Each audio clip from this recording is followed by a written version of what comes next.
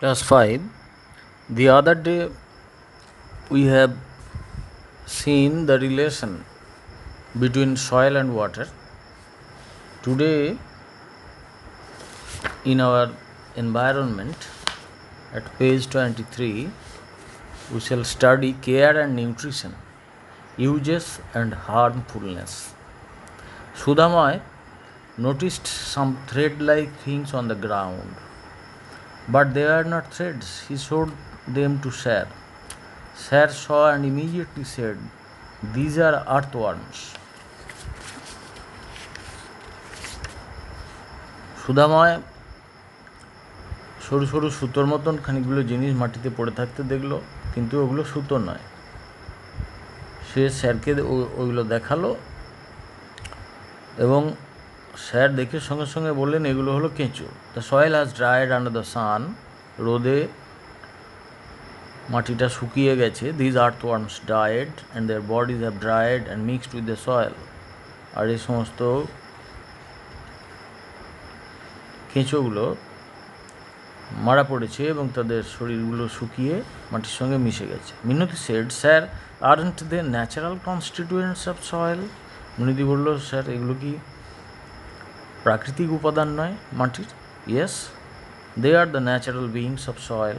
হ্যাঁ, এরাও তো মাটির মধ্যে বসবাসকারী জীব, প্রাকৃতিক জীব। There are many such small living beings in the soil. মাটিতে এরকম অনেক ছোট ছোট জীব বাস করে। তোমরা জানো, পিঁপড়ে বাস করে, উই পোকা বাস করে, বিছে, শামুক গ্রীষ্মকালে মাটির নিচে চলে যায়, কেঁচো তো যাই। আর এরা যায় সবাই, যাদের কথা বললাম, এরা they are all burrowing animals. They go underground. They live a subterranean life to avoid desiccation. শরীর যাতে শুকিয়ে না যায় সেই জন্য এরা এরকমভাবে বাস করে। Besides, there are other animals too which also live in the soil, such as snakes, rodents like rats, etc. But they burrow their holes and they do not live there for to avoid desiccation. Actually, to avoid daylight, they live a fossorial life. However, some are visible to the naked eye, whereas the others have to be seen through the magnifying glass. কোনোটা খালি চোখেই দেখা যায়, কোনোটা লেন্সের সাহায্যে দেখতে হয়। They help in decomposing the dead natural constituents of the soil. এই সমস্ত প্রাণীরা মৃত প্রাকৃতিক উপাদানগুলোকে মাটিতে মিশিয়ে দিতে সাহায্য করে। It results in increasing the fertility of the soil. এর ফলে মাটির উর্বরতা বৃদ্ধি পায়। রিয়াজ বলল, adding fertilizers also increases the fertility of soil. যে মাটিতে তো সার দিলেও তার উর্বরতা বাড়ে। Nitrogen fertilizer, phosphate fertilizer and compost all enrich soil. এই ধরনের সার মাটিতে দিলে সবগুলোতেই উর্বরতা বৃদ্ধি পায়। Actually the plants decompose and absorb this constituents of the fertilizers that they need. Now the teacher answers. He gives the answer that the chemical fertilizers we use to enhance the fertility of soil, যে সমস্ত রাসায়নিক উপাদান, রাসায়নিক সার আমরা ব্যবহার করি মাটির উর্বরতা বৃদ্ধির জন্য, সেগুলোকে কি করা হয়, উদ্ভিদেরা সেগুলোকে ভেঙে ফেলে, সেগুলোর রাসায়নিক উপাদানগুলোকে ডিকম্পোজ করে, ভেঙে দেয় এবং তারপরে সেগুলো শোষণ করে নেয়। Every fertiliser is composed of many constituents. The plant সিলেক্টস the required constituents like nitrogen, phosphorus, potassium, etcetera. এমনটা নয় যে সমস্ত সারের মধ্যে যা আছে সবটাই গাছ গ্রহণ করবে। তার যেটুকু প্রয়োজন, যেটুকু নাইট্রোজেন, ফসফরাস, পটাশিয়াম প্রয়োজন, সেগুলো সে নেবে। How do the living constituents of soil help? এই যে জীবিত যেসব জীব, যে সমস্ত জীব মাটিতে বাস করে, তারা কিভাবে সাহায্য করে? Tapan said, compost is a natural fertiliser. Compost হলো একটা প্রাকৃতিক সার। It must be broken into the smallest parts for the nitrogen and phosphorus to be absorbed by the plants. এই কম্পোস্টগুলোকে খুব সূক্ষ্ম টুকরোতে ভেঙে ফেলা হয় যাতে এর নাইট্রোজেন এবং ফসফরাসটা উদ্ভিদ শোষণ করতে পারে। The small living creatures of the soil help to break the soil down. আর ছোট ছোট যে সমস্ত জীব বাস করে মাটিতে তারা এই মাটিকে ভেঙে ফেলতে সাহায্য করে। Sir said, you are right, but how do you know so much? তুমি কী করে এত কিছু জানলে? তুমি তো ঠিকই বলছো। We have a shop of natural fertilizers. আমাদের প্রাকৃতিক সারের একটি দোকান আছে। Father was having a discussion. বাবা একটা আলোচনা করছিলেন। And I overheard them and understood. আমি সেটা শুনেছিলাম এবং বুঝে ফেলেছিলাম। Minati said, how do polythene and plastic decompose, break down? They do not allow the soil to get air and light. মিনতি বলছে প্লাস্টিক কীভাবে ভেঙে যায় মাটির মধ্যে? স্যার বলছেন ভাঙে না, ওরা মাটিতে এমনভাবে থাকে যার ফলে মাটিতে এয়ারেশন হয় না, soil does not get aerated, light does not penetrate into the soil. They also prevent the roots of plants from entering deep into the soil. The plants have roots and when they start sprouting, the roots go deeper into the soil, but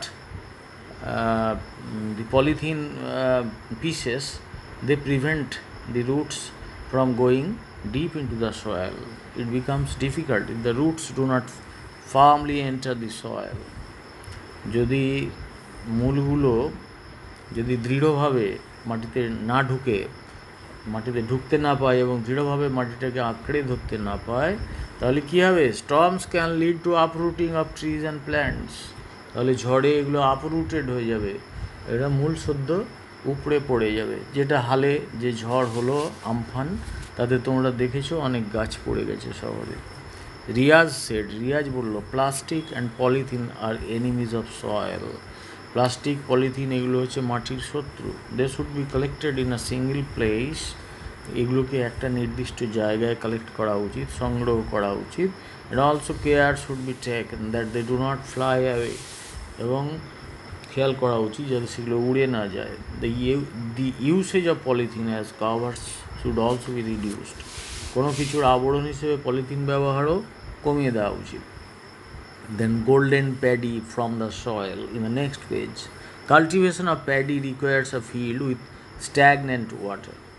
ধান চাষ যেখানে করা হয় সেখানে মাঠটা এমন হয়, সে মাঠে জলটা জমে থাকে, stagnant, not flowing, stagnant water.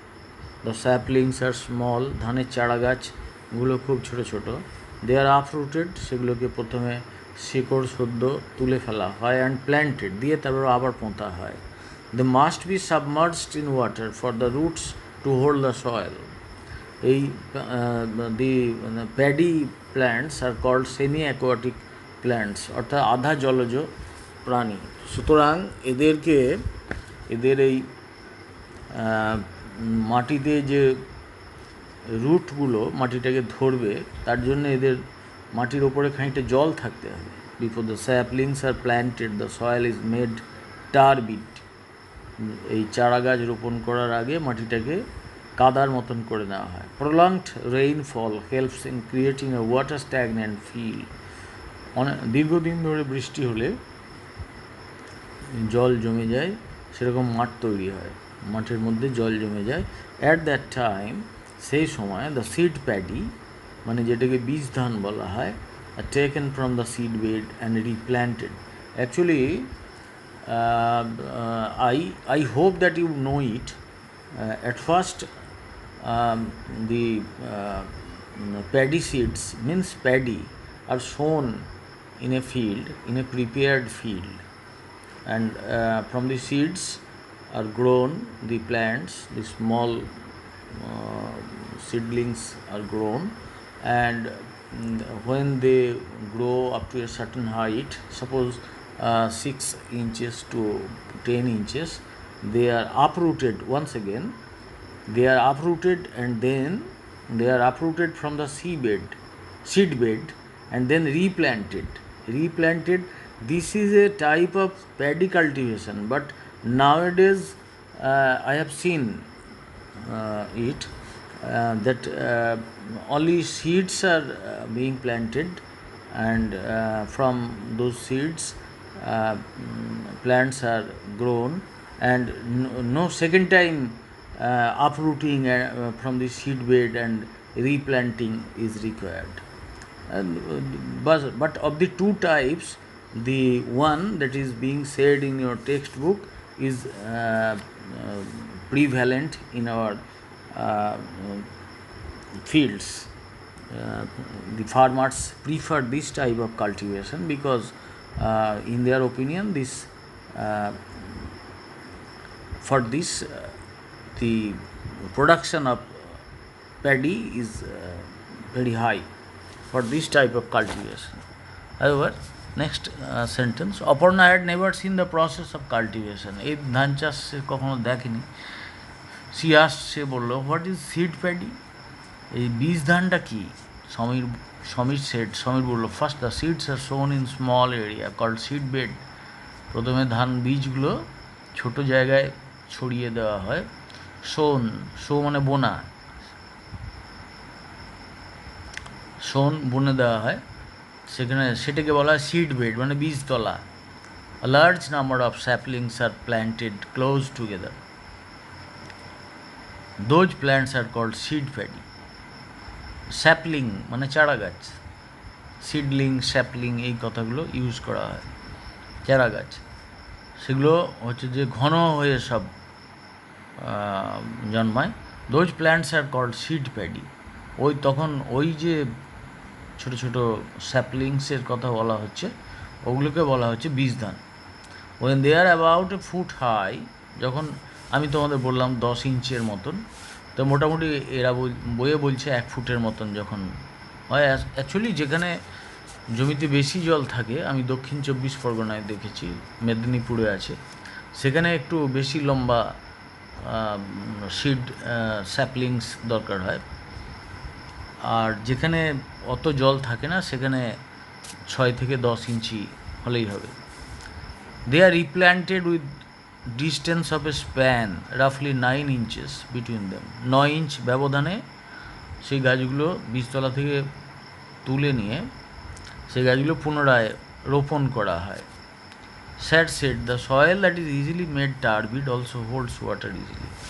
যে মাটিকে খুব সহজেই কাদা করে ফেলা যায়, সেখানে সে মাটি জলও ধরে থাকে।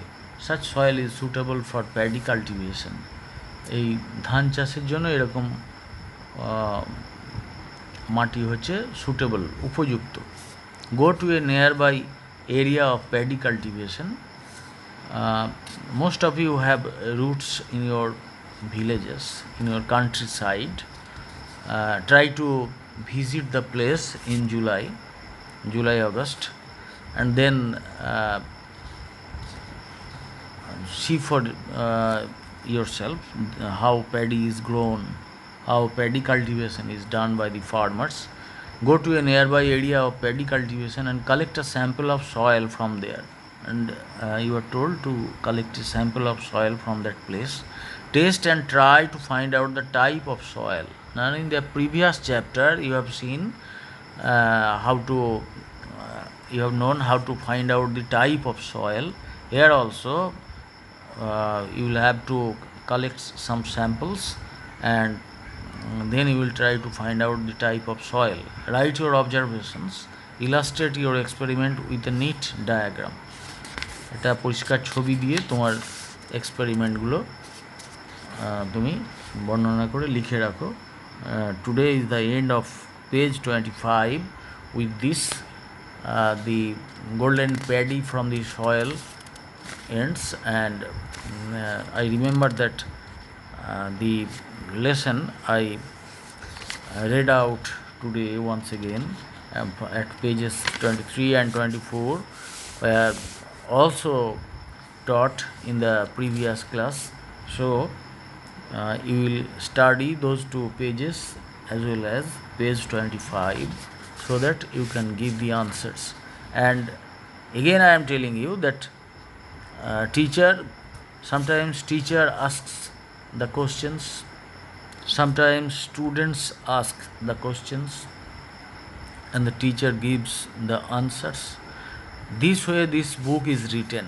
এই বইটা লেখা হয়েছে কীভাবে? প্রশ্ন উত্তর দিয়ে। কখনো প্রশ্নটা মাস্টারমশাই করছেন, ছাত্র উত্তর দিচ্ছে, কখনো ছাত্র মাস্টারমশাইয়ের কাছে জিজ্ঞেস করছে এবং মাস্টারমশাই উত্তর দিচ্ছেন। সেভাবেই বইটাও আছে। তোমাকে যদি পরীক্ষায় প্রশ্ন ফেলা হয়, এই ধরনের প্রশ্নটা করা হয়, ধরো Minati said, how do polythene and plastic decompose. আমি তোমাকে প্রশ্নটা করছি এইভাবে, মিনতি সেটটা বলছি না, জাস্ট তোমার ধরো সেকেন্ড সামেটিভ পরীক্ষায় তোমাকে বলা হচ্ছে how do polythene and plastic decompose or break down, তখন তুমি নেক্সট যে লাইন্স আছে, they do not, the polythene and plastic do not decompose, they do not allow the soil to get air and light, এইসব লিখে দেবে, দিলেই ওইটার উত্তর হয়ে যাবে। বাংলায় যাদের বাংলা মিডিয়ামে আছো, একই জিনিসের বাংলা কথাগুলো আছে, যে পলিথিন কিভাবে পচে যায় মাটিতে, তার উত্তর হলো যে পলিথিন পচে না, বরং পলিথিন মাটিতে বায়ু জল এবং বিশেষ করে বায়ু এবং আলো প্রবেশে বাধা দেয়, তার ফলে মাটির ক্ষতি হয়, মাটির উর্বরতা কমে যায়। যাই হোক, আজকে এই পর্যন্তই।